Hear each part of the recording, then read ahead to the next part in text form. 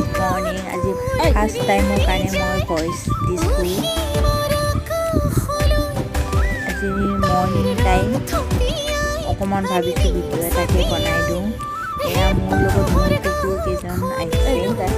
এয়া চাওকচোন বদমাছ নহয়, বেলেগ কুকুৰ কেনেকৈ খেদিছে। এয়া এইটো ঘৰতে লুকাইছে, কেনেকৈ খেদিব খেদিছে।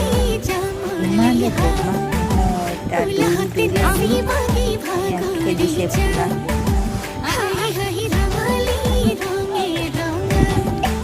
দুষ্ট হৈছে তাই, মানে ক'ব নোৱাৰি আৰু দেখিলেই হ'ল আৰু।